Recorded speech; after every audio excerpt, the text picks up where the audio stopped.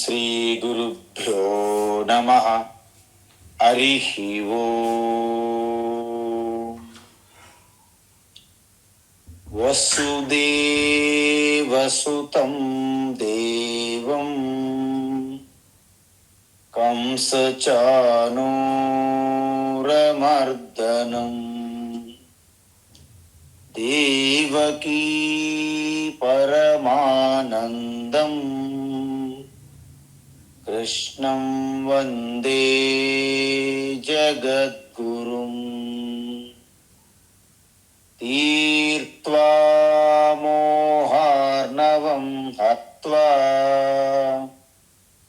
రాగద్వేషాది రాక్షసాన్ సీతా శాంతి సమాయుక్త ఆత్మా రామో విరాజతే. ఆత్మా రామో విరాజతే. ఆత్మస్వరూప బంధుగణ,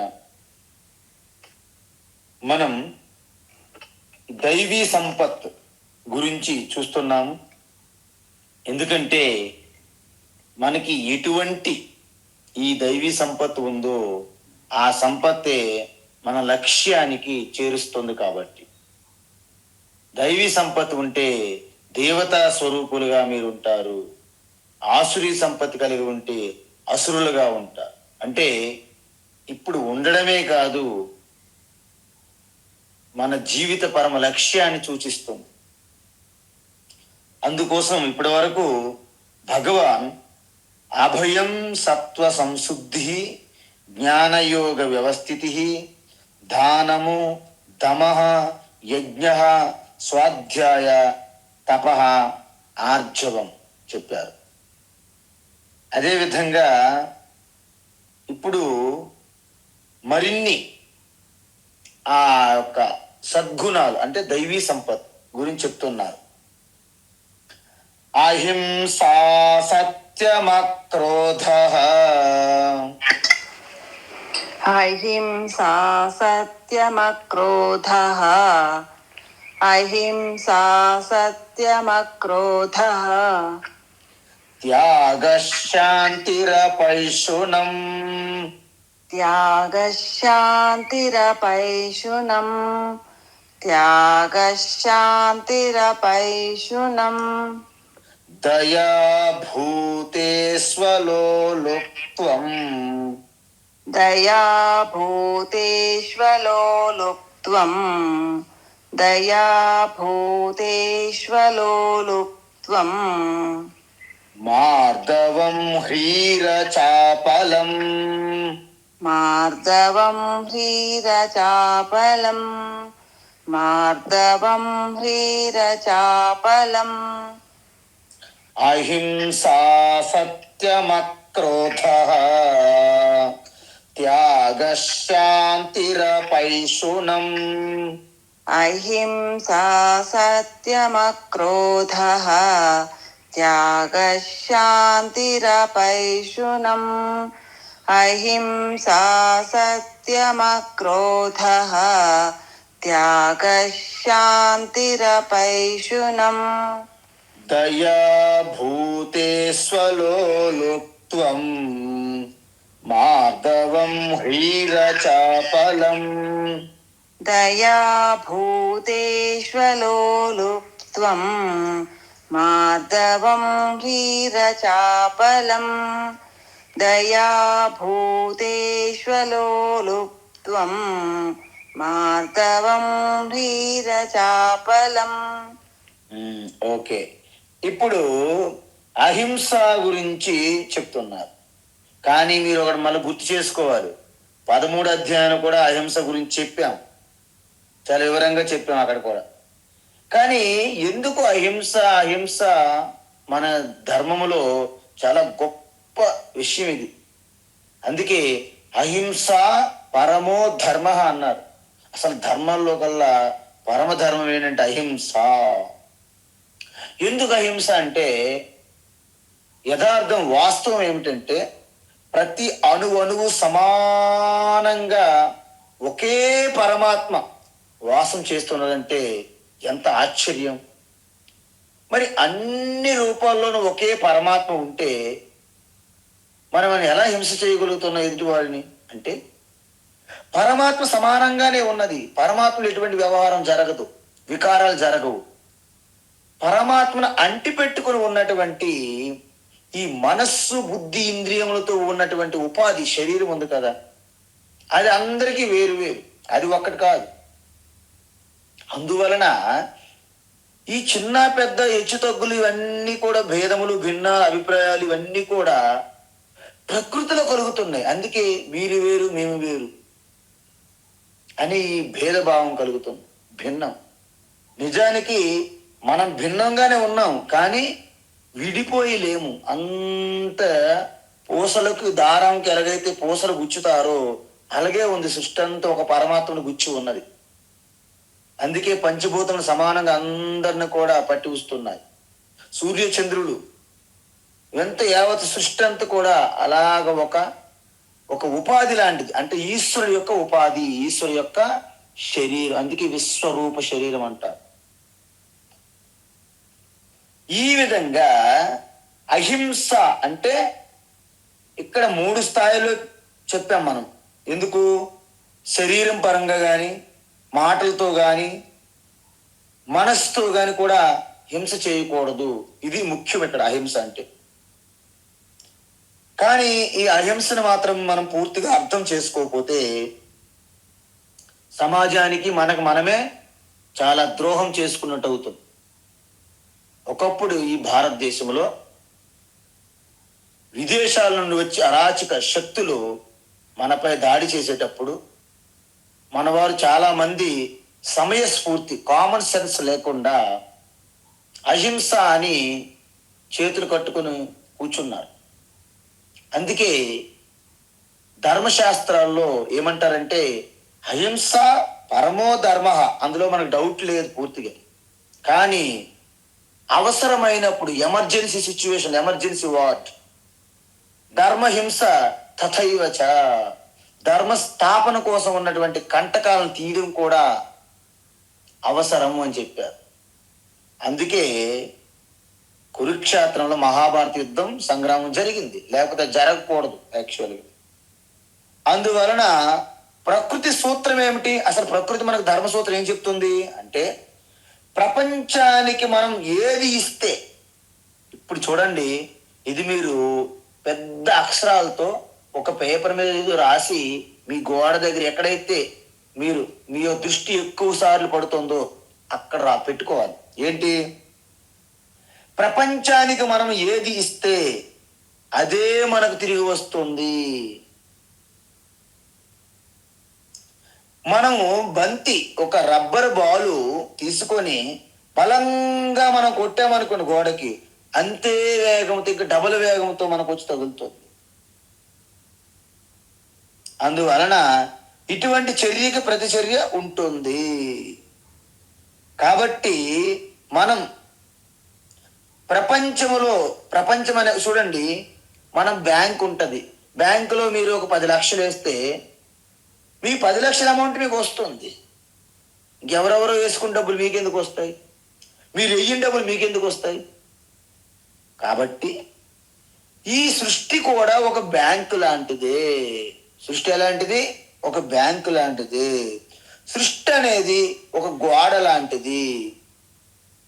అందువలన ఇక్కడ మనం ఏంటి, మనం ఏం వేస్తే, ఏ విత్తనం వేస్తే ఆ వృక్షం వచ్చినట్లుగా మనం హింస వేస్తే సహజంగా మనకి హింస తిరిగి వస్తుంది.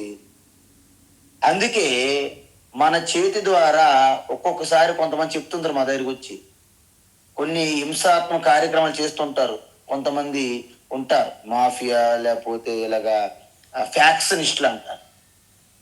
ఒక్కసారి వారు కత్తి పట్టారనుకోండి, తర్వాత నేను అన్ని విడిచిపెట్టేసాను, మొర్రో నన్ను వదిలిపెట్టండి అని ఆయన వదిలిపెట్టరు.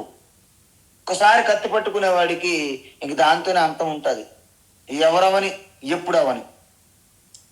అందువలన మన ప్రశాంతత కోసమైనా సరే, అంటే మనం శాంతంగా ఉండాలన్న హింసకి మనము తావివ్వకూడదు. అలాగని అసలు పూర్తిగా ఎటువంటి హింస చేయకుండా ఏ జీవి బ్రతకలేదు, అది కూడా నిజం. మనము కొన్ని మీరు అర్థం చేసుకోవాలి. కొన్ని యజ్ఞ యాగాలు ఉంటాయి, చిన్నపాటి హింస అక్కడ అలౌ చేశారు, ఓకే, అనుమతి ఇచ్చారు. అందువలనే భగవద్గీతలను కూడా చెప్పారు. ఏంటి భగవద్గీతలో ఏం చెప్పారంటే, భగవద్గీతలో యుద్ధస్వ భారత, యుద్ధం చేయి అన్నారు. ఆఖరిలో అంటారు, అది చూస్తే నిజంగా మనకే అనిపిస్తుంది, హత్వా సైమాల్ లోకాన్ నబధ్యతే అంటారు. అంటే అర్థం ఏంటి, నీవు ఈ జ్ఞాననిష్టలో ఉంటూ సర్వము పరమాత్మకు అర్పణ చేసి, నువ్వు దేనికి అంటకుండా, అహంకారం చూపెట్టకుండా, బుద్ధి మనసు అహంకారానికి అతీతంగా వచ్చి నీ కర్తవ్యం నిర్వర్తించేటప్పుడు, ఒకవేళ సృష్టి అంతానికి మొత్తం నీ చేతులు జరుగుతున్నా నీవు దానికి కారణం కాదు అన్నారు. 18వ అధ్యాయంలో చెప్తారు, యస్య నాహంకృతో భావ బుద్ధిరి యస్య న లిప్యతే హత్వాపి సైమాల్ లోకాన్ నా హంతి నని బధ్యతే. చూసారా, అందుకే భగవాన్ శ్రీకృష్ణ ఈ ధర్మ సంస్థాపనకై వెళ్తూ ఆయన ఎప్పుడు వ్యక్తిగతంగా ఎవరి మీద ఎటువంటి ఏం ప్రతీకారాలు లేవు ఆయనకి. ఈ సృష్టి యొక్క చక్రము యొక్క నియమావళికి భంగం కలగకుండా తను అలా చేసుకుంటూ పోయారు. కాబట్టి హత్వ అంటే ఈవెన్ నాశనం చేస్తున్నప్పటికీ ఈ లోకములో ఎటువంటి ఆ యొక్క హింసాత్మకమైనటువంటి బంధనము అంటదు అని చెప్పారు. అందువలనే ఇక్కడ అహింస గురించి చెప్పి మళ్ళీ అర్జునికి యుద్ధం చేయమంటున్నట్టు మీరు అర్థం చేసుకోవాలి. ఇదేంటి అంత ఉల్టాగా చెప్తున్నారు భగవాన్ అనిపిస్తుంది మనకి. అంటే తను చెప్పింది తానే ఖండించుకుంటున్నాడా, విరుద్ధంగా చెప్తున్నారా అని మనకు అనిపిస్తుంది. కానీ ఈ సూత్రం చాలా సూక్ష్మమైనది అర్థం చేసుకోవడానికి. కొన్ని చోట్ల అహింస అట్టర్ ఫ్లాప్గా ఓడిపోతుంది. ముందే మీకు చెప్పాను, అహింసా పరులు మన చేతులు కట్టుకుంటే ఏమైంది, దేశాన్ని కొల్లగొట్టారు, విద్యా వ్యవస్థను నాశనం చేశారు, సంప్రదాయ సంస్కృతిని సర్వనాశనం చేశారు. అందువలన దుర్యోధనుడు, శిశుపాల వీళ్ళందరూ కూడా వాళ్ళకి ఇచ్చిన అవసరం ఇచ్చారు, అవకాశాలు, కానీ అక్కడ అహింస అనేది పని చేయలేదు. అందుకే సామధాన భేద దండన వరకు వెళ్ళాల్సి వస్తుంది, 4వది స్టెప్. అందువలన మనము కూడా ఏం చెయ్యాలి అంటే, ధర్మయుద్ధం చేయడం వల్ల మనకు పాపము రాదు అన్నారు అర్జునుడికి. ఇప్పుడు ధర్మయుద్ధం చేయితే పాపం రాదు, ఇంకేమవుతుంది, పుణ్యం వస్తుందని చెప్పారు. అందువల్ల అన్ని సందర్భాల్లోనే హింస పాటించాలి. కానీ కొన్ని ఎక్సెప్షన్స్ ఉంటాయి. మేజర్గా హింసే మనం పాటిస్తాం, కానీ కొన్ని ప్రతికూల అంశాలలో హింస పనిచేయదు అక్కడ. ఎందుకు, డాక్టర్ తీసుకుందాం, డాక్టర్ కనుక నేను హింస చేయను అని కూర్చున్నాను అనుకోండి, మరి సర్జరీ చేయకపోతే ప్రమాదం కదా. అందువలన డాక్టర్ సర్జరీ చేస్తే అది హింస చేసినట్టు అవ్వదు. అదే మామూలు సమయంలో ఏమైనా మీరు కట్ చేశారనుకోండి, అది హింస. కానీ డాక్టర్ చేస్తే హింస కింద రాదు అది. ఆ విధంగా మనం ఏంటంటే ఆ సమయ సందర్భం అనుకూలంగా మనం మలుచుకోవాలి, మనం నడుచుకోవాలి. అందుకే ధర్మహింస తథా ఏవచ, అహింస పరమో ధర్మ, అందులో ఎటువంటి డౌట్ లేదు. కానీ ధర్మ సంకటములో ధర్మానికి తీవ్రమైన గ్లాని హాని కలిగేటప్పుడు అవసరమైతే హింస చేయవచ్చు అని శాస్త్రం అనుమతి ఇచ్చింది. భగవాన్ శ్రీకృష్ణ అదే చెప్తున్నారు మనకి. తరువాత సత్యం చూడండి, సత్యం అనేసరికి ప్రతి ఒక్కరికి ఇబ్బంది. ఎందుకంటే నిజం చెప్పాల అంటే సత్యం అంటే ఇక్కడ సత్యం అంటే ఒకటి అర్థం చేసుకోవాలి, అసత్యం పలకకూడదు, అది అర్థం, ముఖ్య అర్థం. సత్యం పలకడం వలన ఎవరికైనా ప్రమాదము హాని జరిగింది అనుకోండి, అలాంటి సత్యం కూడా మనము చెప్పక్కర్లేదు. కానీ అసత్యం మాత్రం పలకకూడదు. అప్పుడేం చేయాలి? సైలెన్స్, మౌనం. మౌనం వ్యాఖ్య ప్రకటిత పరబ్రహ్మతత్వం అన్నట్లుగా మీరు మౌనం వహించాల్సి. ఇంకొకటి ఏంటంటే హింస పాటించాలనే అంటే మనం ఏమంటాము, సత్యం పాటించాలంటే మనం ఏం చేస్తాము? ఎదుటి వారికి మనం సత్యం పలుకుతాం. కానీ ఎదుటి వారి సత్యం పలికేటప్పుడు ఒక్కొక్కసారి హింస జరిగే అవకాశాలు ఉంటాయి. అందువలన అసత్యం పలకూడదు, అహింస పాటించాలి. ఈ రెండు ఒకదానికొకటి ముడిపడి ఉంటాయి. ఒక్కో సందర్భంలో మీకు సత్యం చెప్పామా, అక్కడేం జరుగుతుంది. చిన్న ఉదాహరణ, ఒక సన్యాసి సాధు మహాత్ముడు ఒక కుటీరంలో ఉన్నారు అడవిలో. ఒక రాజ్యంలో ఒక దొంగ పడ్డారు. అనేక ఆభరణాలు దొంగిలించుకుంటూ వెళ్తున్న సమయంలో ఆ సైన్యం వెంటపడ్డారు. ఆ దొంగని వెంబడిస్తున్నారు. ఆయన తప్పించుకొని అడవిలోకి పారిపోయారు. వాళ్ళ వెనక సైన్యం కదా, విడిచిపెట్టరు కదా. వెళ్తుంటే వెళ్ళగా ఒక కుటీరం చూసి ఆ కుటీరంలో భయంతో లోపలికి వెళ్ళిపోయి దాక్కున్నాడు. అక్కడ జపం చేస్తున్నటువంటి ఆ యొక్క సాధువు ఇలా లేచి చూశాడు. ఓ, ఎందుకు వెళ్ళాడు? ఓకే. మళ్ళీ వెనుక చూస్తే మొత్తం అనేక ఆయుధాలతో సైన్యం వస్తుంది, వెంబడిస్తుంది. వచ్చారు. మహాత్మాజీ, ఇక్కడ ఒక దొంగ ఇటు ప్రవేశించాడా అన్నారు. అప్పుడు ఏం చెయ్యాలి? సత్యం అని చెప్పాలనుకోండి, అవును మా కుటీరం లోపల ఉన్నాడు, వెళ్ళండి అన్నారనుకోండి, ఆయన పట్టుకుని విడిచిపెట్టరు, చంపేస్తారు కూడా. మరి అలాంటప్పుడు నీ సత్యం వలన ఒక ప్రాణానికి హాని కలుగుతుంది, ప్రాణ నష్టం, ప్రాణ సంకటం. కాబట్టి అలాంటి సందర్భంలో చాలా సావకాశంగా ఆలోచించి అక్కడ సత్యము కంటే అసత్యంకి విలువ వస్తుంది ఆ సమయంలో, ఒక్క సమయంలో. అందువలన సత్యం అంటే అసత్య వర్జనం అన్నారు ముందు. దాని అర్థం అంటే ప్రతి సత్యం అనుకుని మనం చెల్తే సమాజంలో జీవించలేము కూడా. అందువలన అక్కడ మహాత్ములు నీ ఇటువైపు వెళ్ళలేదని చెప్పారు, అంతే.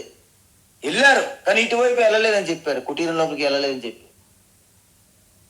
సో ఆ తర్వాత ఆయనకి అర్థమైంది, నిజం చెప్పుంటే ఈ మనిషిని చంపేసేవారు కదా. కాబట్టి ఆ సత్యానికి ఈ మనిషి ప్రాణానికి మనం కంపేర్ చేసుకునేటప్పుడు ఒక ప్రాణాన్ని కాపాడడమే గొప్పది. కాబట్టి అక్కడ అసత్యం వలన ఎటువంటి దోషము ఆ మహాత్ములకు ఉండదు అంటారు. ఇదే విధంగా మనకి ప్రతిసారి కూడా మనము ధర్మ సంకటంలో పడతాం. ఎందుకంటే మన పిల్లలు కానీ, మన మిత్రులు కానీ, మన బంధువులు కానీ పొరపాటు చేస్తుంటారు. దాన్ని డైరెక్ట్గా మనం ఎత్తి చూపామనుకోండి, వాళ్ళు హర్ట్ అయిపోతారు. హర్ట్ అయిపోతే ఏమవుతుంది? సర్లే హర్ట్ అయింది, హర్ట్ అయినట్టు కాదు, మీ నుండి కట్ అయిపోతారు మళ్ళీ. సో హర్ట్ తర్వాత కట్. అందువలన వాళ్ళని మనం అంత తొందరగా చెప్పలేము సత్యంగా. వాళ్ళు ఏం చేయాలి? మనము ఒక్కొక్కసారి వాళ్ళు ఎంత గొప్ప వాళ్ళు సాధించిన గొప్ప విజయాలు, వాళ్ళ ప్రవర్తన అంత మనం ఒక్కసారి మెల్లగా చెప్తున్నారు అనుకోండి, వాళ్ళు మంచిగా మీ దారిలోకి వస్తారు ఆనందంగా. ఎవరికి పొగిడినా ఈ భూమి మీద ఎవ్వరు వద్దు అనరు, ఆనందంగానే ఉంటారు. ఎప్పుడైతే వారి గొప్ప విషయాన్ని మీరు గుర్తు చేస్తారో మీకు వారు అవకాశం ఇస్తారు సరిదిద్దడానికి. మెల్లగా అన్ని బాగున్నాయి కదా, అవును, కానీ మీలాంటి వాళ్ళు అది చేయడం తప్పు కదా, ఓ అవునా, అది జరిగిందా, సరిదిద్దుకోవడానికి వాళ్ళు ప్రయత్నిస్తారు, అవకాశం ఇస్తారు. అలా కాకుండా డైరెక్ట్ అటాక్గా నువ్వు అది చేయడించాలి, పొరపాటు, అది అపరాధం, నేను ఒక్కనే చేస్తున్నానా, అందరూ చేస్తున్నారు, నువ్వు చేసావు అని మిమ్మల్ని ఎదుగుతారు మళ్ళీ అంటున్నాయి. సో ఒక తల్లి పిల్లలకైనా, ఒక మిత్రులకైనా, ఒక భార్య భర్త అయినా, భర్త భార్య అయినా, మీరు నిజంగా వారిలో మార్పు తీసుకురావాలని, వారు అపరాధము నుండి, అధర్మము నుండి, అన్యాయం నుండి వారిని మీరు రక్షించాలనుకుంటే, అసత్య ప్రవర్తన నుంచి మిమ్మల్ని మీరు రక్షించాలనుకుంటే, వారి గొప్పతనాన్ని ముందు మీరు పొగడండి. తరువాతనే వారిని మీరు సెపరేట్ చేస్తారు. దీనికి ఒక న్యాయం ఉంది. ఎప్పుడైతే మనము అగ్నిలో వేడి చేసిన ఐరన్ బాగా వేడెత్తుందో అప్పుడే దాన్ని బెండి చేయాలంట. ఎందుకులే తర్వాత చూసుకున్నది వాళ్ళ కాదు. ఈ విధంగా ఈ సత్యం అనేది మనం ఎలా పాటించాలంటే, ఎదుటివారి యొక్క గొప్పతనాన్ని గుర్తించి తర్వాత వాళ్ళ నుండి ఉన్నటువంటి అసత్య ప్రవర్తనను మనము తీసివేయగలగాలి. కాబట్టి సత్యం అనేది చాలా అవసరము. ఆ సత్యం కూడా చాలా సమయస్ఫూర్తిగా ఉండాలి. అంటే మనం ఈ వాతావరణాన్ని గుర్తించి మనం ఆ అసత్యమని విడిచిపెడితే అది మంచిది, లేకపోతే విపరీత పరిణామాలు వచ్చే అవకాశం ఉంటుంది.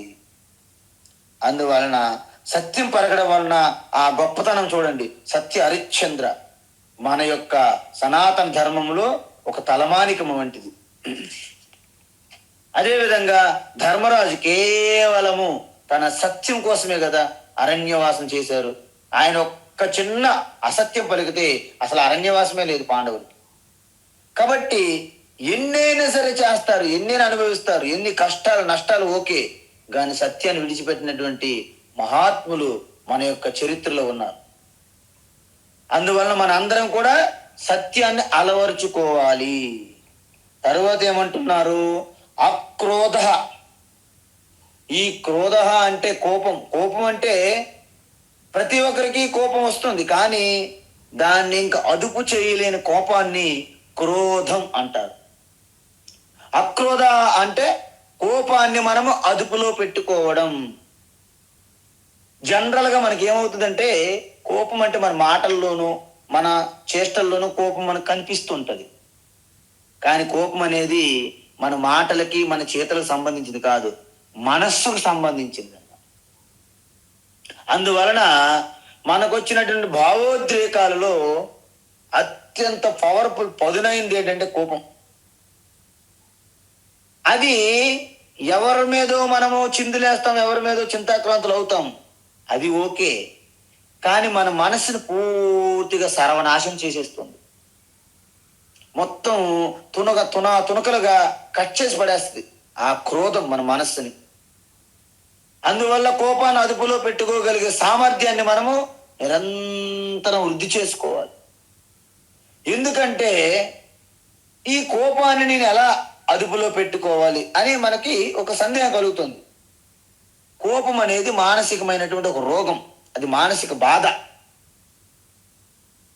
ఎందుకంటే మనం కోపం అంటే అరవడమే అనుకుంటాం, కానీ మనస్సులో కలుగుతున్నటువంటి ఒక అగ్ని పర్వతం పగిలిపోతుంది లోపల.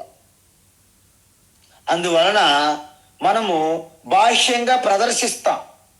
కోపం మనస్సుకు సంబంధించింది, అది బయట ప్రదర్శిస్తేనే మనకు తెలుస్తుంది ఎదుటి వాళ్ళకి.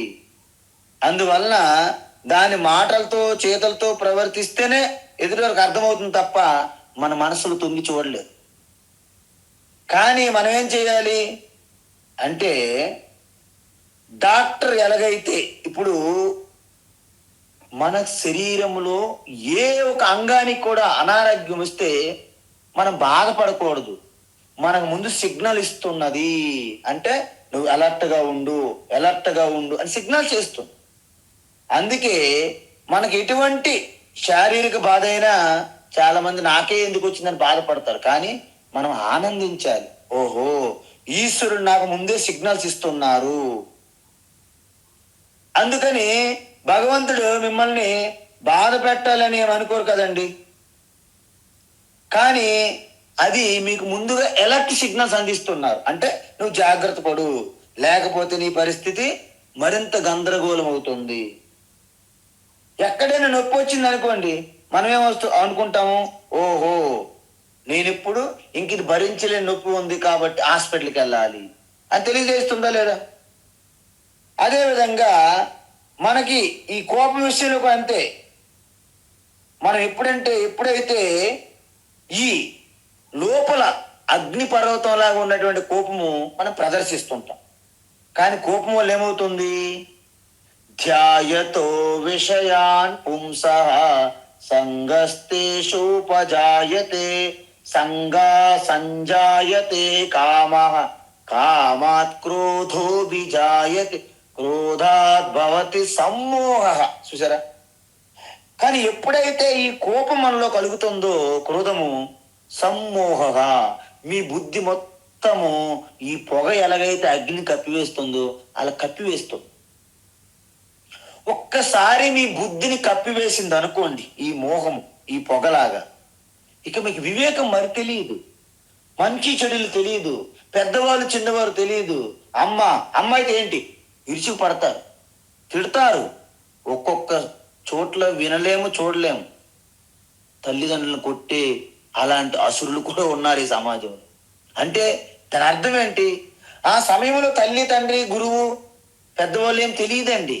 తరువాత మళ్ళీ వాళ్ళు చాలా పశ్చాత్తాపడతారు. అందువలన ఈ కోపం అనేది చాలా ప్రమాదము.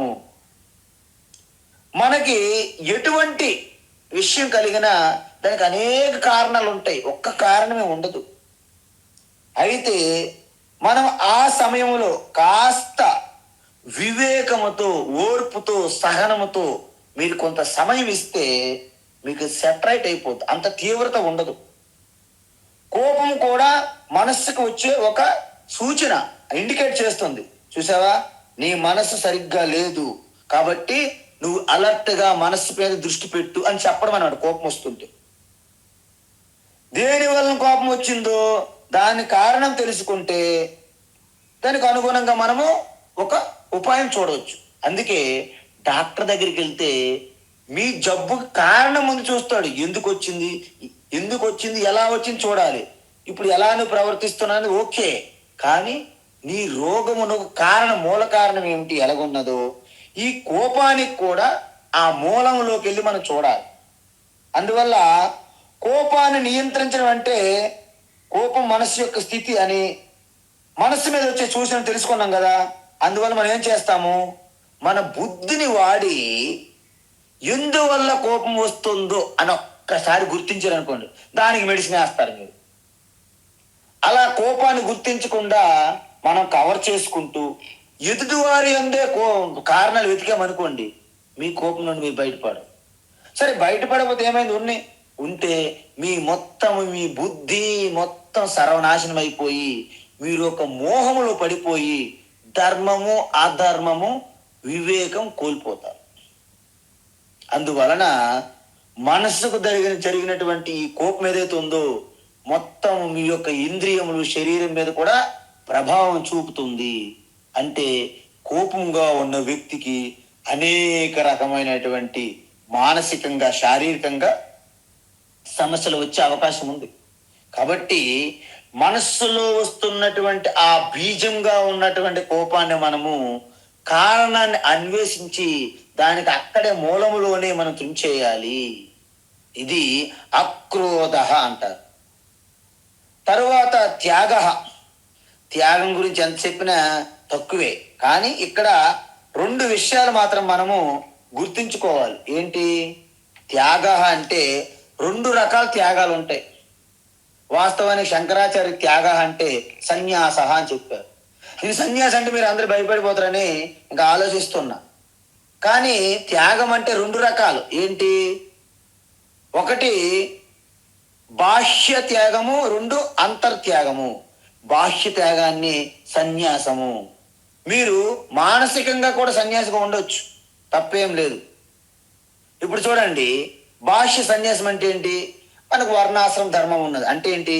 బ్రహ్మచర్యం, గృహస్థ, వానప్రస్థం, సన్యాసాశ్రమం. అందువలన బ్రహ్మచర్యము, గృహస్థ, వానప్రస్థం తర్వాత 4వ ఆశ్రమానికి మీరు వెళ్ళాలనుకుంటే క్రమంగా అది సన్యాసాశ్రమం. త్యాగం అంటే బయటికి కనిపించేది, సన్యాసాశ్రమం స్వీకరించడం అని అర్థం. మరి అంతర్ సన్యాసం అంటే ఏంటి? అంతర సన్యాసం కలగాలంటే మీకు విరక్తి కలగాలి. విరక్తి ఎందుకు కలుగుతుంది? మీరు బాగా ఈ వాతావరణాన్ని, పరిస్థితుల్ని, వ్యక్తుల్ని, సంబంధాలని, మీ అనుభవాల్ని వెంట విడిచిపెట్టకూడదు. ఒక్కసారి వాటి మీద దృష్టి పెట్టి మీరు గమనించి పరిశీలిస్తే మీకు విరక్తి వస్తుంది. ఈ సృష్టిలో విరక్తి రాని వ్యక్తి లేరంట, అసలు యాక్చువల్గా ఎవరు ఉండరంట. ఎందుకు? పరిశీలించాలి. మనం పరిశీలించాం కదా. ఒక వ్యక్తికి ఈయనకి అసలు వైరాగ్యం అనేది తెలియదని అన్నారనుకోండి, అంటే లేదని అర్థం కాదు. ఆయన విషయాలని గమనించట్లేదు. ఎక్స్పీరియన్సెస్, వ్యక్తుల్ని, వారి హావభావాల్ని, వారి ఆలోచనల్ని, వారి ఎమోషన్స్ని, వాళ్ళ థాట్స్ని, వాళ్ళ వ్యవహారాన్ని, ఈ ప్రపంచాన్ని గమనించట్లేదని అర్థం. గమనించిన వ్యక్తికి ఏం కలుగుతుంది? విరక్తి కలుగుతుంది. ఏంటి విరక్తి కలుగుతుంది? ఏదైతే క్షణికమో, ఏదైతే అత్యంత అశాశ్వతమో, అనిత్యమో, దాన్ని బట్టి ఎవరు వేలాడరు. మరి దేన్ని బట్టి వేలాడాలి? ఏది సత్యమో, శాశ్వతమో దాన్ని పట్టుకొని వేలాడాలి. ఇప్పుడు అక్కడ మనం నది దాటాలి. అక్కడ ఒక పడవ ఉన్నది, అక్కడ ఒక కుక్క కూడా నీరులో తాగుతుంది. ఇప్పుడు దేన్ని పట్టుకొని మనము నది బయటికి వెళ్ళాలి అవతలకి? కుక్కతావు పట్టుకుని వెళ్ళమంటారా? బోట్ ఎక్కి వెళ్ళమంటారా? బోటు కొంత మీకు గ్యారంటీగా నది దాటించే అవకాశం కనిపిస్తున్నది. కుక్క తోక పట్టితే ఆ కుక్క నీవు ఇద్దరూ వెళ్ళిపోవచ్చు, నదిలో కొట్టుకుపోవచ్చు ఆ బలమైనటువంటి ప్రవాహములు. కాబట్టి ఇక్కడ విరక్తి అనేది అన్ని విడిచిపెట్టడం కాదండి. ఏదైతే నీకు అవసరం లేదో, ఏదైతే శాశ్వతం సత్యం కాదో దాన్ని విడిచిపెట్టాలన్నారు తప్ప విరక్తి అన్ని విడిచిపెట్టి ఏంటి విడిచిపెట్టి? అసలు విడిచిపెట్టడానికి ఏమి ఉండదు. అసలు ఏమి నీకు ఉంటే కదా విడిచిపెట్టడానికి. వాస్తవానికి సృష్టిలో మనదంటూ ఏమీ లేదు. ఆఖరికి శరీరం కూడా మనది కాదు. ఈశ్వరు ఇచ్చినటువంటి బహుమానం, గిఫ్ట్. ఎవరైనా మనకు దానం ఇచ్చారు, ఎవరైనా మనకు కొంతకాలం వాడుకోవడానికి ఇచ్చారంటే ఎనీ టైం వాళ్ళు తీసుకోవచ్చు. నిజానికి ఇది అద్దెకి ఇచ్చినటువంటి ఇల్లు అంటారు ఈ శరీరాన్ని. ఎవరిచ్చారు రెంట్కి? ఈశ్వరు మనకి రెంట్కి ఇచ్చారు ఈ శరీరాన్ని. అద్దె తీసుకున్న వారు ఇదే మా సొంత ఇల్లు అని ఎవరైనా క్లెయిమ్ చేసుకుంటారా? తప్పు, అది అధర్మం. కాబట్టి ఈ సృష్టిలో నిజంగా నాదంటూ ఏమీ లేదు, అది భ్రమ. కాబట్టి దేని మీద మీకు అహంభావం, అభిమానం? కాబట్టి వైరాగ్యం అంటే మీ వస్తువుల మీద, మన చుట్టూ ఉన్నటువంటి మన కుటుంబము, మన వ్యక్తుల పైన ఒక సరైన అవగాహన కలిగి ఉండాలి మనం. అంటే ఒక జ్ఞాన నేత్రముతో, ఒక మంచి వివేకముతో వారి యందు మనకు ఉన్నటువంటి అవగాహన, ఆ దృష్టికోణం, ఒక దృక్పథం తెలియాలి మనకు. మంచిగా ఉండాలి ఆ దృక్పథం. ఏంటి ఆ దృక్పథం అంటే, నాది నాది అనుకుంటున్నది ఏది నాది కాదని తెలుసుకోవాలి. ఫస్ట్ ఆఫ్ ఆల్ మీరు అందరూ, నాకంటూ సొంతంగా ఏమీ లేదు. ఎందుకు? అన్ని యావత్ సృష్టి అంతా భగవంతునికి చెందితే ఇల్లు ఎలాగంటే మీకు చెందుతుంది? ఆ ఇల్లు కూడా ఆయనదేగా, భగవంతునిదేగా. సో భగవంతుని మాత్రమే చెందుతాయి. కాబట్టి ఆయన ఎంతో అనంత దీనదయాలు, కృపాసాగరుడు, దయానిధి, దీనబంధు. అనాథకే నాథ దీన బంధు తుముగో ఆనంద రూప. ఆ భగవంతుడు అనంత దయామరుడు, కృపాసాగరుడు, దీనబంధు, దయానిధి. కాబట్టి మిమ్మల్ని కనికరించి కృపతో, ఆశీర్వాదంతో మీకు అన్ని కంఫర్ట్స్ వచ్చేటట్లు ఆ కృప వలన వచ్చాయి, ఈశ్వర కృప వలన.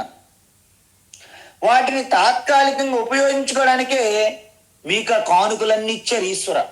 మీకు కంఫర్టబుల్ ఇల్లు, గాడి, వెహికల్, పిల్లలు, భార్య, భర్త, తల్లి, తండ్రి, అనుకూలంగా ఉన్నటువంటి వాతావరణ పరిస్థితులు అన్నీ మీకు ఉన్నాయి ఈ రోజంటే ఈశ్వరుడు కృప మీ యందు ఉన్నదని అర్థం. అంతే తప్ప నా గొప్పతనం వచ్చాయని అహంకారం వద్దు అంటున్నారు మహాత్ములు. అందువలన వాటితో మైమరిచిపోయి విపరీత ప్రవర్తన మనం చేయకూడదు. అలాంటి మైమరిచిపోయి విపరీత ప్రవర్తన చేసిన వాళ్ళందరూ కూడా సర్వనాశనం అయ్యారు. రావణుడు మైమరిచిపోయాడు. లంక త్రిలోకాధిపతి రావణ ఏమయ్యాడు? సర్వనాశనం. హిరణ్యకశిపుడు ఎక్కడ చూసినా హిరణ్యాయ నమః అనమనేవాడు. ఓం నమో నారాయణ అంటే ఆయనకి పడదు. వాళ్ళందరూ ఏమయ్యారు? దుర్యోధనుడు. వీళ్ళందరూ కూడా నాశనం అయ్యారు. ఎందుకు? ఇవన్నీ మేము సంపాదించుకున్నాము, మాదే అనే ఒక గర్వం, అహంకారం. రహస్యం తెలీదు. వాటిని వాడుకొని వాటి ద్వారా నేను ఒక వీటికి అతీతమైనటువంటి ఆధ్యాత్మికంగా స్పిరిచువల్ గా నేను ఎదగాలి అనే అవకాశం ఇచ్చారు భగవంతుడు మనకి. ఇవి దేన్ని కూడా మనతో పాటు శాశ్వతంగా ఉంచుకుంటామని మనం అనుకోకూడదు. ఆఖరికి ఈ శరీరము, ఇంద్రియం, మనసు, బుద్ధి కూడా మీవి కావంటే ఈయన అర్థం చేసుకోవాలి. అన్ని భగవంతునికే చెందుతాయి. చివరికి ఎక్కడికి వెళ్తాయి? చివరికి ఆయనకే చేరుతాయి. ఎలా? ఆకాశాత్ పతితం తోయం యథా గచ్చతి సాగరం సర్వదేవ నమస్కారః కేశవం ప్రతి గచ్చతి.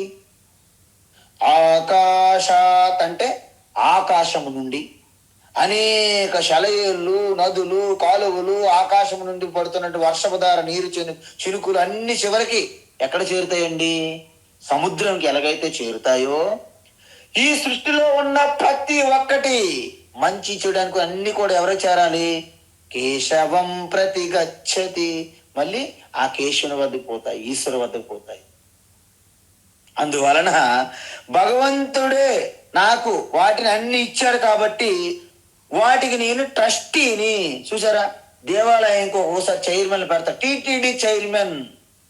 ఆ 5 సంవత్సరాలు వారు రాజకీయ నాయకులు కాబట్టి ఏమనుకుంటారంటే వాళ్ళు టీటీడీ నాదే, నా సొంత ప్రాపర్టీ అనుకుంటారు కొంతమంది. ఒక్కోసారి చూసాం, అలాంటి వాళ్ళని కూడా చూస్తారు మీరు. బాబు, నువ్వు రక్షించడానికి కొంత సమయం నీకు ఇచ్చారు అవకాశం, ధర్మకర్త. ఆయనకి మనకు అందించినటువంటి ఇన్ని సదుపాయాలు ఇచ్చారు కదా శరీరంతో పాటు, వాటన్నింటిని ఏ క్షణంలోనైనా ఈశ్వరు తీసుకుని హక్కు ఉన్నదా లే? చెప్పండి ఈశ్వరుకి, భగవంతునికి. మరి భగవంతునికి ఏ టైంలోనే తీసుకునే హక్కు ఉన్నది కాబట్టి ఆయన మీకు చెప్పి తీసుకోవచ్చు, చెప్పకుండా కూడా తీసుకోవచ్చు. మీకు నోటీస్ ఇవ్వచ్చు. ఒక్కొక్కసారి గౌరవంగా మీ యొక్క మంచితనము, మీ ప్రవర్తన బాగుంటే 6 నెలల్లో 1 సంవత్సరము మీకు నోటీస్ ఇస్తారు, మీరు ఖాళీ చేయాల్సిందే. ఒక్కొక్కసారి నెల ఇవ్వచ్చు, ఒక్కొక్కసారి వారం రోజులు మీకు నోటీస్, గెట్ అవుట్, లేకపోతే మీ టైం అయిపోయింది. ఎలాగైతే మనం అద్దె కట్టాలని యజమాని ఎలాగైతే మనల్ని బలవంతంగా మీరేం ఖాళీ చేయండి, వద్దు మీరు ఖాళీ చేయండి అంటారో, ఆ విధంగా భగవంతుడు కూడా మనల్ని ఖాళీ చేసే అవకాశం ఉంది. కాబట్టి దీన్ని బట్టి మీకు ఏమర్థమవుతుంది? ఆయన ఎప్పుడు తీసుకోవాలనుకుంటే అప్పుడు తీసుకుంటారు. కాబట్టి మనం ఎప్పుడు కూడా ఒక ఎయిర్పోర్ట్లకు వెళ్ళేటప్పుడు, లోపలికి వెళ్ళేటప్పుడు నవ్వుతూ థ్యాంక్ యూ, స్వాగతం, వెల్కమ్, వెళ్ళిపోయేటప్పుడు thank you, bye bye, good bye అని నవ్వుతూ చెప్తుంటారు అక్కడ ఎయిర్ హోస్టెస్. అదే విధంగా మనం కూడా ఆగతే స్వాగతం కుర్యాత్ గచ్చంతం నా నివారయేత్. వచ్చిన వాడికి స్వాగతం చెప్పడము, వెళ్ళిపోయిన వాడికి bye bye, good bye, tata, good bye చెప్తుండాలి. ఇది ఈశ్వరునితో మనం ఉండవలసినటువంటి వ్యవహార శైలి.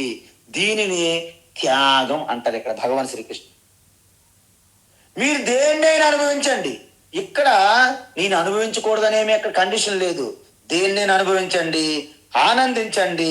మీరు మంచి ఇంద్రప్రస్థంలో నగరంలో ఉండండి, మంచి భవనాల్లో ఉండండి, కారులో వాడుకోండి, అన్ని వాడుకోండి. కానీ ఒక్కడ మాత్రం గుర్తుపెట్టుకోవాలి, ఏంటి?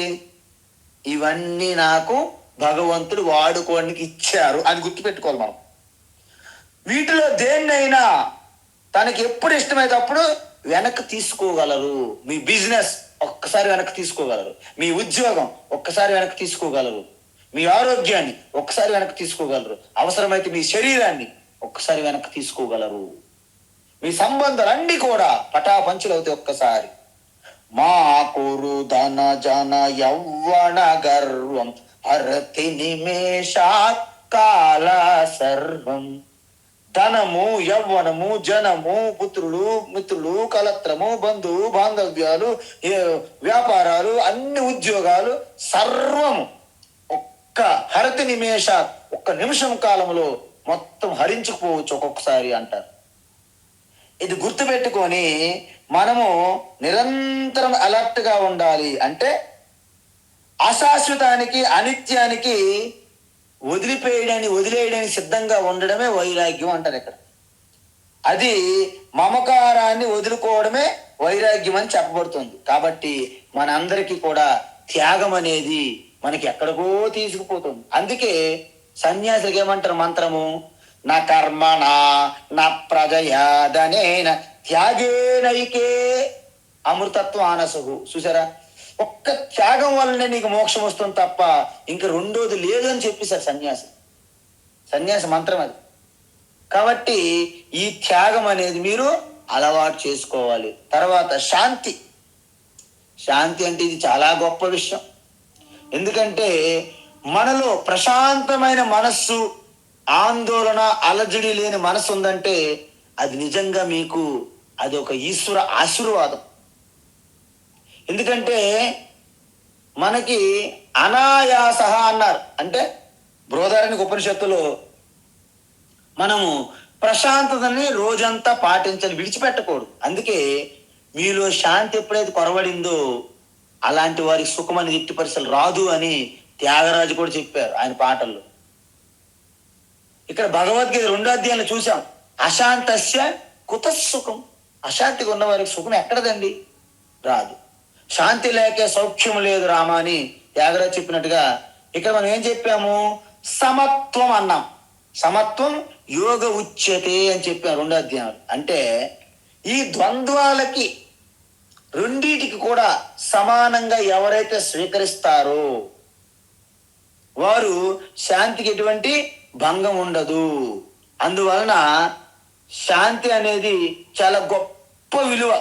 ఎందుకంటే మనస్సు ఎవరికైతే శాంతంగా ఉంచుకుంటారో వారి బుద్ధి తెలివిగా పనిచేస్తుంది, చురుకుగా పనిచేస్తుంది. ఒకవేళ మనస్సు అల్లకల్లోలంగా కలత చెంది ఉంటే బుద్ధి ఇంకా పని చేయదు కదా, బుద్ధి వాపోతుంది. నా పరిస్థితి ఇంతే. ఒక్కొక్కసారి మీరు చూడండి, ఒక్కొక్క కుటుంబంలో భార్య భర్తలు ఎవరో ఒకరు మొండికేసి కూర్చుంటారు. ఆ రెండో వారు ఎంత దిగాలుగా ఉంటారంటే ఏంటి నా పరిస్థితి. అలాంటి పరిస్థితి వస్తుంది మన బుద్ధికి. ఎందుకంటే మన బుద్ధి, మన మనస్సు ఇల్లు నడుపుతున్నటువంటి ఒక భార్యాభర్తల మాదిరిగా ఉంటాయి. అందువలన ఒకరికి ఒకరు సహకరించుకోవాలి. అంటే రెండు కూడా అత్యంత అన్యోన్యంగా సహకారంగా ఉండాలి. ఏంటి? మనస్సు, బుద్ధి. బుద్ధి అనేది చాలా వివేకంగా ఉంటే మనస్సు అనేది ఒక ఎమోషనల్ గా డామినేట్ చేస్తుంది. ఒక్కొక్కసారి మనసు డామినేట్ చేసేటప్పుడు బుద్ధి వెళ్ళకెళ్ళ పడిపోతుంది. ఒకవేళ మనస్సు గనక ప్రశాంతంగా శాంతంగా ఉంచితే బుద్ధి తన యొక్క ఆలోచనల్ని, తన ప్రణాళికల్ని కూడా అమలు చేయొచ్చు. అందుకే ప్రతి ఇంట్లో కూడా స్త్రీ అత్యంత ప్రశాంతంగా ప్రసన్నంగా ఉన్న ఇల్లే ముందుకు వెళ్తుంది. లేకపోతే ఆ ఇంట్లో ఎంత ధనధాన్యాలు, ఎంత వ్యాపారాలు, కుబేరులో ఉన్నటువంటి ద్రవ్య నిధి, ధన నిధి ఉన్నా ఆ ఇంటిలో శాంతి ఉండదు. అందువలన శాంతి అనేది మీరు నిరంతరం కాపాడుకోవాలి. అంటే ఎటువంటి లాభ నష్టాలు, శీతోష సుఖ దుఃఖాలు, అన్ని ద్వంద్వాలకు కూడా కలత చెందకుండా మనోధైర్యంతో దాన్ని ఎవరైతే ఆస్వాదిస్తారో, ఎవరైతే నెట్టుకొస్తారో, ఎవరైతే ఆ యొక్క మనోధైర్యము, బుద్ధి యొక్క కుశలత, వివేకముతో వచ్చినటువంటి, త్యాగముతో వచ్చినటువంటి ఆ స్థితే మనస్ప్రశాంతత. తర్వాత అపైశునం. అంటే అపైశునం అంటే ఇది చాలా కష్టం. మన స్వభావం ఏంటంటే మనం రైటు, ఎదుటివారు తప్పు అనే ఒక భావన ఉంటుంది ప్రతి ఒక్కరికి. అంటే ఎదుటివారి యందు లోపాలు ఎత్తి చూపకుండా ఉండడము పైశునం. అంటే ఎదుటివారి లోపాలన్నీ ఎత్తి చూపడం. అలాగా వారి లోపాలన్నీ ఎత్తి చూపకుండా ఉండడమే అపైశునం. శాస్త్రంలో ఏం చెప్పారండి? భగవాన్ శివ చంద్రమ అంటే చంద్రుణ్ణి అలంకారంగా, భూషణంగా చూపెడతారు. విషాన్ని మాత్రము కంఠంలో దాచుకుంటారు. అంటే అర్థం ఏంటి? ప్రతి వారి ఎదురువారి యొక్క గుణగణాలు, మంచి సద్గుణాలను మనము పొగుడుతూ వారి అవగుణాలని మనం దాచేయాలి. చెప్పక్కర్లేదు, బయటికి ప్రచారం చేయక్కర్లేదు. గొప్పతనాన్ని, మంచితనాన్ని గంభీరంగా చెప్పండి, చెడుని నెమ్మదిగా రహస్యంగా చెవిలో చెప్పండి, వాళ్ళు మార్చుకుంటారు. అలా కాకుండా మీరు ఉల్టాగా వెళ్తే మరింత వాళ్ళు ఆసురికి ప్రవృత్తులకు వెళ్ళిపోతారు. అందువలన ఏమంటారు, ఈ పరగుణ ప్రకటీకరణము పరదోష తిరోధానము. అంటే పరుల యొక్క మంచి గుణాలు చెప్పాలి, వారి చెడు గుణాలని మనము దాచిపెట్టాలని అర్థం. ఇది మన శాస్త్రంలో ఉంది. మనకి ప్రతి దేవీ దేవత స్వరూపాల్లో కూడా మనం చూపెడుతుంటారు ఈ విషయాలు. అందువలన చెడు వినకూడదు, చెడు కనకూడదు, చెడు చెప్పకూడదు. ఈ 3 కోతులు గాంధీ అని మనం వినుంటాం ఈ పాటి. అందువలన మనం ఎదుటివారి గుణాలని ప్రచారం చేసుకొని వారిపై నిందలు అనేకం చేసుకుంటే అది చివరికి మీకు వచ్చి తగులుతుంది, ఈ బంతి గోడ కొట్టినట్టు. కాబట్టి పరనింద అనేది చాలా ప్రమాదము. తర్వాత దయాభూతేషు. చూడండి, దయ అంటే ఆ కారుణ్యత. అంటే మీ హృదయములో ఎవరికైతే కరుణతో నిండిపోతుందో వారు సహజంగానే దయాభావం కలుగుతుంది. అందువలన భూతేష్ అంటే తోటి మానవులే కాదు, సకల ప్రాణులు అని చెప్పారు ఇక్కడ. అందువలన ప్రతి ప్రాణి యందు కూడా మనము అత్యంత ఆ దయా జాలి కలిగి ఉండాలి. ఇంతకుముందు చెప్పాను నేను ఒకసారి, ఒక సాధు మహాత్ముడు నదీ స్నానం చేసుకుని వస్తేటప్పుడు ఒక తేలు ఈ నీటిలో పడి కొట్టుకుంటుంది, చాలా బాధపడుతుంది. తనని ఇలా రక్షించాలని తీస్తే తనకి ఒక్క కాటు వేసింది ఆ చేతికి. చాలా చాలా నొప్పి, బాధ. విడిచిపెట్టాడు, మళ్ళీ నీటిలో పోతుంది. మళ్ళీ రక్షించడానికి ప్రయత్నించాడు, మళ్ళీ కాటేసింది. ఎందుకు అంటే పక్కన ఉన్నటువంటి బ్రహ్మచారి అడుగుతున్నాడు, గురువు గారిని నిందిస్తున్నాడు, మీరు ఇలాగా ఆ తేలుని రక్షించడం అనేది తెలివి తక్కువ మూర్ఖత్వము అంటారు. సాధు మహాత్మ అంటారు, నేను ప్రతి ప్రాణి ఆపదలో, కష్టాల్లో, బాధలో ఉండేటప్పుడు దాన్ని రక్షించాలనే స్వభావం నా యొక్క సహజంగా ఉన్న స్వభావము. మరి దానికి ఏది తగిలినా దాన్ని కాటు వేయడం అనేది తేలు స్వభావము. ఎవరి స్వభావం విడిచిపెట్టరు అంత తొందరగా. అందువలన నా స్వభావాన్ని నేను విడిచిపెట్టలేను, కాటు వేసే స్వభావం తేలు విడిచిపెట్టదు. దీనిలో మూర్ఖత్వం ఎక్కడ ఉన్నదని గురువు గారు ప్రశ్నించారు. ఆ విధంగా ఇక్కడ దయ అంటే ఎవరి హృదయములో ఆ కరుణ ప్రేమ నిండిపోతుందో వారు చేసే ప్రతి పని దయా జాలితో కూడి ఉంటుంది. అది ప్రమాణం అన్నమాట. అందుకే మనము అన్ని ప్రాణులు కూడా నేనే అయి ఉన్నాను, దాంట్లో వాసన ఎవరు చేస్తున్నారు, నేను, నిజానికి నేనే ఆత్మయే. కాబట్టి ఇటువంటి భావం చూస్తే అప్పుడు ఎవరికి కూడా ఎటువంటి హాని మనం చెయ్యలేము. ఎందుకు, సకల ప్రాణుల్లోనూ ఆ విష్ణు వాసం చేస్తున్నాడు, శివ శాంతి స్వరూపంగా, ఆ దేవి శక్తి స్వరూపంగా ఉన్నది. కాబట్టి ఎవరిని హాని చేయలేము, అందరికీ దయా జాలితోనే ఉంటాము. అలోలుప్తం అంటే ఇంద్రియ విషయ వస్తువుల్ని ఎదురుగా ఉన్నా కూడా వాటికి ఆకర్షణ కాకూడదు. అంటే ఏంటి, లోలుప్తం అంటే ఆ లాలస, లంపట. వీడంత విషయలోలుడండి, వీరి విషయలోలులండి అంటారు మనోళ్ళు. అంటే ఇంకా అదే ధ్యానం అనమాట, విషయాల మీద, విషయ వస్తువుల పైన, వేరు వేరు గాసిప్స్ మీద, ఏవైనా సరే. సో ఇవన్నీ ఒక మాయాజాలం, ఇంద్రజాలం. కాబట్టి మనం వాటికి బానిసలుగా మారకుండా ఆ నిగ్రహంతో మనం ఉండాలి, ఇంద్రియ నిగ్రహంతో. సో ఈ విధంగా మనకి అనేక వస్తువులు, వ్యక్తులు, సంబంధాలు, అధికారాలు, బాంధవ్యాలు, ఇవన్నీ వ్యాపారాలు, ఉద్యోగాలు, ఈ రకరకాల మనకి ఆకర్షణకు గురి చేస్తాయి. ప్రమోషన్ ఇస్తే బాగుండు, ఎదుటిని తొక్కేసైనా మనకు ప్రమోషన్ కావాలి, అధికారంలో రావాలి, ఎదుటివారిని తొక్కేనా మనకు అధికారంలో రావాలి, ధనవంతులు కావాలి, ఎదుటివారిని తొక్కేనా మనం ధనవంతులు కావాలి. ఇవన్నీ ఉంటాయి, ఎక్కడికి వెళ్ళినా వదలవు. కాబట్టి ఈ లాలస, లంపట అనేది చాలా ప్రమాదం. కాబట్టి అటువంటి ప్రలోభాలు ఎదురుగా ఉన్నప్పుడు కూడా వాటికి లొంగకుండా ఆత్మ నిగ్రహంతో ఎవరైతే ఉంటారో దాన్ని అలోలుప్త్వం అంటారు. అంటే ఆత్మ నిగ్రహం అంటే ఏంటి, ఇంద్రియము, మనస్సు రెండు కూడా కట్టడి చేసుకుని ఉండాలి. ఎక్కడ పడితే అక్కడ ఫ్రీగా వదిలేయకూడదు. స్వామి చిన్మయానంద అంటారు, ఏది చూస్తే అది చూడాలని, ఏది వింటే అదే వినాలని, రుచి, వాసన, స్పర్శ అన్ని. అంటే మీకు ఎటువంటి కంట్రోల్ లేకపోతే మన మనస్సు, మన ఇంద్రియములు పబ్లిక్ టాయిలెట్ లాగా అయిపోతాయని చెప్తారు స్వామి చిన్మయ. చూడండి, మన ఇంట్లో ఉన్నటువంటి వాష్రూమ్ టాయిలెట్ ఎంత శుభ్రంగా చేసుకుంటామో, అక్కడ పబ్లిక్ శౌచాలయం ఇక వెళ్ళలేం. మరి అంటే పబ్లిక్ శౌచాలయం అంటే మీరు వెళ్ళొద్దు అని అర్థం. ఇంక వెళ్ళలేము ఆ లోపలికి. అలా తయారు చేయకూడదు. పబ్లిక్ యాక్సెస్, దానికి కంట్రోల్ పెట్టాల. సో ఈ విధంగా అలోలుప్తం చాలా గొప్ప వాల్యూ. తర్వాత మార్దవం, చూసారా? మార్దవం అంటే మృదు స్వభావం అని అర్థం. అంటే మార్దవం అంటే మర్యాదస్తులు, మర్యాద రామన్ అంటారు చూసారా? అందుకే శ్రీరామచంద్రుల్లో ఉన్నటువంటి మర్యాద ఈ సృష్టికే తలమానికం. మర్యాద పురుషోత్తమ రామచంద్ర అంటారు. అంటే దురుసుగా మాట్లాడడం అనేది మన వల్ల కాదు. మీరు ఎంత వాళ్ళు నిందించినా ఏం చేసినా వాళ్ళు మీతో అంత కాఠిన్యంగా మాట్లాడలేరు. కొంతమంది అంత మృదు స్వభావం.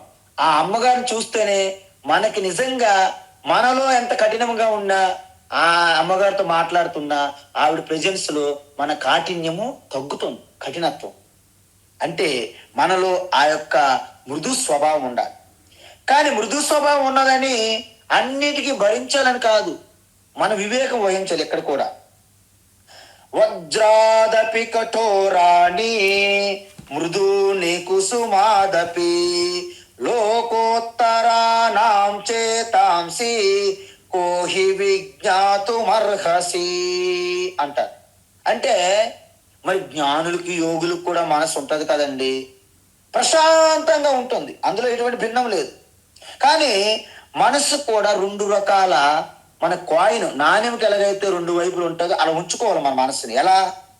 ఒక కోణంలో చూస్తే మనస్సు చాలా వజ్రం కంటే కఠినంగా ఉండాలండి మనస్సు. అంటే మనోధైర్యం కలిగి ఉండాలి. మీరు కుంతిమాతలాగా, ఒక ద్రౌపది, ఒక సీత వజ్రం కన్నా కఠినంగా ఉంటుందంట మనసు ఒక సైడు. ఇంకో కోణంలో చూస్తే వెన్న కంటే మెత్తగా ఉంటుందంట. అర్థమవుతుందా? ఇంకో కోణంలో చూస్తే వెన్న కంటే మెత్తగా ఉంటుంది. కాబట్టి అంటే అర్థం ఏంటి? మీ మనస్సు అత్యంత ప్రేమతో కుసుమాకర, అలా అప్పుడే పుష్పం వికసిస్తున్నటువంటి ఆ కోమలంగా ఉంటది మనస్సు ఒకవైపు. ఇంకో వైపు ఒక్కొక్కసారి జ్ఞానుల్ని ఎంతమంది నిందించినా, అవసరమైతే కొట్టినా వాళ్ళు మనస్సు ఆ మనోధైర్యాన్ని విడిచిపెట్టరు. అది ఒక రాయి వలె తయారై ఉంటుంది వాళ్ళ మనస్సు. అత్యంత క్లిష్ట పరిస్థితినైనా వాళ్ళు ఎదుర్కొంటారు. చెక్కు చెదరకుండా మనస్సు ఉంటుంది. మనం కూడా ఈ మృదు స్వభావము ఆ యొక్క సమయ ఓచనంగా, ఒక సమయ స్ఫూర్తిగా మీరు మెలగాలి. ఇక లాస్ట్కి రీహి అంటే మీకు మీ అందరికీ తెలుసు, వీళ్ళకి కనీసం కనీసం ఇది లేదండి, అసలు సిగ్గుపడట్లేదు, ఎలా డాన్స్ వేస్తున్నది, ఎలా మాట్లాడుతుంది, పెద్దవారితో అలాగే మాట్లాడతారా అంటారు మన వాళ్ళు, మన పెద్దవాళ్ళు. అంటే మనలో ఒక సభ్య సంస్కారం ఉన్నది. మనం విచ్చలవిడిగా కొన్ని ప్రదేశాలు చెయ్యం, కొంతమంది ముందు అలా చెయ్యం. అంటే మనలో ఒక చెడు గాని, ఒక అధర్మం గాని, అన్యాయం చేయడానికి చాలా బాధపడిపోతాం, వెనకాడుతాం. దాన్ని హ్రీహి అంటారు. అంటే సిగ్గుపడడం, చెడు చేయడానికి చాలా సిగ్గు. ఏమండి ఇంత గొప్ప కులములోంచి పుట్టారు, ఇలాంటి చేయడానికి సిగ్గు లేదు అంటారు మనకి. అంటే నీకు రీ లేదు అని అర్థం. రీ అంటే అమ్మవారి శక్తి. రీ అంటే లజ్జ. అంటే ఏంటి? లలితా శాసనంలో ఏమంటారు? లాస్య ప్రియా లయకరీ లజ్జారంబాది వందిత మిథ్యా జగదధిష్ఠాన ముక్తిదా ముక్తి రూపిణి. లాస్య ప్రియా లయకరీ లజ్జారంబాది వందిత. ఆ లజ్జ అనేది ప్రతి మనిషికి ఉండాలి. అని మొహమాట పడతారంట చూసారా? తినండి అంటే ఏంటి, ఫస్ట్ మొదటిసారి ఇంటికి వచ్చారు తినండి అంటే కుంభకర్ణంలో ఒకటే బ్యాటింగ్ చేయలేం కదా, కొంచెం మొహమాట పడుతుంటారు. ఎందుకంటే అలవాటు పడాలి ఫస్ట్. అదేవిధంగా మాట్లాడేటప్పుడు కూడా మితంగా మాట్లాడతారు, మృదువుగా మాట్లాడతారు, హితంగా మాట్లాడాలి, ప్రియంగా మాట్లాడాలి, సత్యంగా మాట్లాడాలి. ఇదంతా కూడా మనలో ఉన్నటువంటి హ్రీ తెలియజేస్తుంది. అందువలన మనము సిగ్గుపడడం కూడా ఒక ఆరోగ్యకరంగా సిగ్గుపడాలి. మరి సిగ్గేస్తుందని ఇంక దేనికి ముందుకు రావాలి, అది ప్రమాదమే. అందువలన మన మనస్తత్వం ఏంటంటే చెడు పనులు చేయడానికి మనము ఎప్పుడు ముందుకు రాకూడదు. ఈ విధంగా ఇది ఆరోగ్యకరంగా, అందువలన ఈ అనే లక్ష్యాన్ని పెంపొందించుకోవాలని భగవాన్ చెప్తున్నారు. ఇక లాస్ట్ బట్ నాట్ లీస్ట్ అచాపలం. అచాపలం అంటే ఏంటి? చపలం అంటే శరీరం పరంగా మనకి ఒక్క కుదుటుగా ఉండరు చాలా మంది. చలనత్వం అనేది మనస్సు యొక్క లక్షణం, కానీ మనం ఎక్కడ చూస్తాము? శరీరంలో చూస్తుంటాం. మనస్సు అస్సలు నిశ్చలంగా లేకపోతే శరీరం కూడా నిశ్చలంగా ఉండదు. అందుకే మనం ఏమన్నాము? నిటారుగా కూర్చోండి, నిటారుగా కూర్చోండి అంటాం మనం ధ్యానంలో. అంటే మనస్సు శరీరం రెండు అవినాభావ సంబంధం. మనస్సు అంటే ఏంటి? శరీరం యొక్క సూక్ష్మ అవస్థని మనస్సు అంటారు. మరి శరీరం అంటే ఏంటి? మనస్సు యొక్క స్థూల అవస్థని శరీరం అంటారు. కాబట్టి రెండు కూడా కలిసే పని చేస్తాయి.